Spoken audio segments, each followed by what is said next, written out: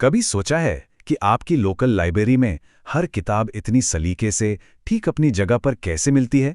ये सब वर्गीकरण यानी क्लासिफिकेशन नाम के एक बहुत ही पावरफुल आइडिया की वजह से होता है। और आज हम इसी दुनिया में थोड़ा और गहरे उतरेंगे। तो चलिए एक छोटी सी पहेली से शुरू करते हैं। एक पोस्टमैन, एक फल बेचने वाला और एक रिसर्च साइंटिस्ट, इन तीनों में क्या एक जैसा हो सकता है? जरा सोचिए, क्या कॉमन हो सकता है इनमें? हाँ, अगर आपने वर्गीकरण सोचा तो बिल्कुल सही सोचा। ये सभी लोग अपने अपने तरीके से हर रोज हर दिन क्लासिफिकेशन का इस्तेमाल कर रहे हैं। ये एक ऐसी छुपी हुई ताकत है जो हमारी दुनिया को चलाती है। तो चलिए इस आइडिया को थोड़ा और समझते हैं कि क्लासिफिकेशन हर जगह है। और जब हम ये उदाहरण देखें तो सोचकर देखिए कि अपनी रोजमर्रा की जिंदगी में जाने अनजाने में ये वर्गीकरण कहाँ-कहाँ इस्तेमाल होता है। जरा उस पोस्टमैन के बारे में सोचिए जो एरिया के हिसाब से चिट्ठियों को छांटता है, या उस फल वाले के बारे में जो अच्छे और खराब सेबों को अलग अलग रखता है। यहां तक कि जब घर में पर्दों को सोफे से मैच किया जाता है, वो भी तो एक तरह का वर्गीकरण ही है। मतलब ये सब कुछ बस चीजों को व्यवस्थित करने और हमारी जिंदगी को आसान बनाने के लिए है। अच्छा, तो अब हम ये तो देख चुके हैं कि क्लासिफिकेशन हर जगह है। तो चलिए अब इसके पीछे की मशीनरी को समझते हैं कि ये आखिर काम कैसे करता है। इस सिस्टम के सीक्रेट फॉर्मूले को जानने के लिए तैयार हो जाइए। देखिए, वर्गीकरण के दिल में है एक बहुत ही सीधा साधा आइडिया, विशेषता का। ये कोई भी क्वालिटी हो सकती है जिसका इस्तेमाल हम चीज़ों को ग्रुप में बांटने के लिए करते हैं। रंग, साइज, सब्जेक्ट, कुछ भी। जैसे मान लीजिए हम गाड़ियों को क्लासिफाई कर रहे हैं, तो ब्रांड एक विशेषता हो सकती है और इसी के आधार पर हमें फोर्ड, टोयोटा, होंडा के अलग अलग ग्रुप मिल जाएंगे। अब ये कुछ मजेदार है। क्लासिफिकेशन का एक क्लासिक फॉर्मूला है, जीनस प्लस अंतर इज इक्वल्स टू प्रजाति। सुनने में किसी सीक्रेट कोड जैसा लगता है ना, पर असल में ये बहुत आसान है। चलिए समझते हैं। आइए इस फॉर्मूले को एक्शन में देखते हैं, साथ साथ चलते हैं। हम एक बहुत बड़ी कैटेगरी साहित्य से शुरू करते हैं। अब इसमें अंग्रेजी भाषा की विशेषता जोड़ते हैं तो हमें मिलता है अंग्रेजी साहित्य। फिर कविता की विशेषता जोड़ते हैं तो बन जाती है अंग्रेजी कविता। देखा कैसे काम करता है ये? हम एक बहुत बड़ी कैटेगरी से शुरू करके एक बहुत ही स्पेसिफिक खास कैटेगरी तक पहुंच जाते।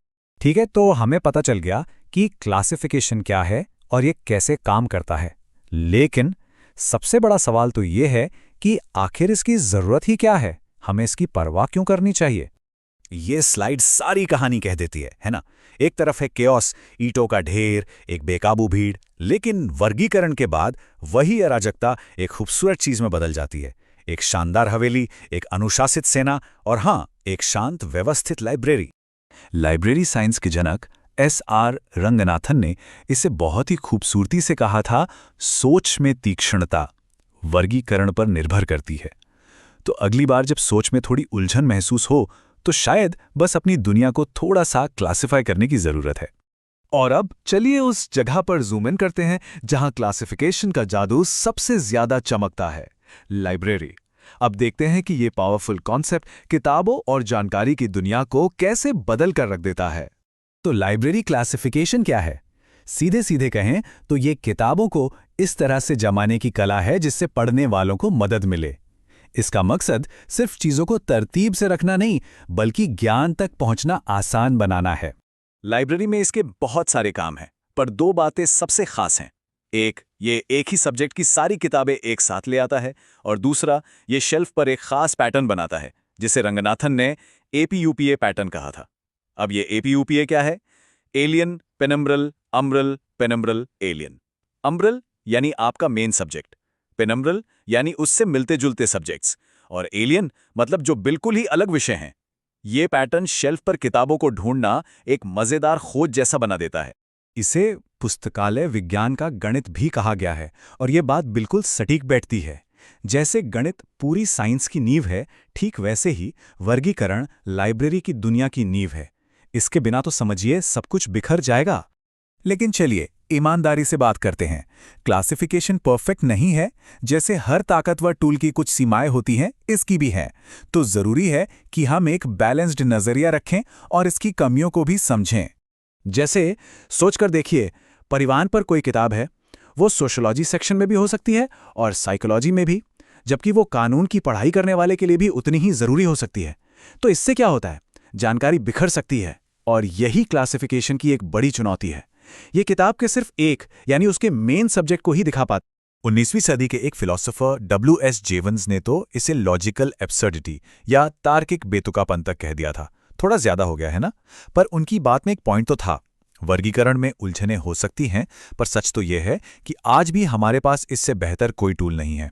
और यहीं से उठता है आज का सबसे बड़ा सवाल। गूगल के इस दौर में, जहां जानकारी का एक अथाह सागर है, क्या वर्गीकरण आज भी उतना ही ज़रूरी है? या फिर इस इंफॉर्मेशन के सागर में रास्ता दिखाने के लिए हमें इसकी पहले से कहीं ज़्यादा ज़रूरत है? एक ऐसा सवाल जो हमें सोचने पर मजबूर करता है।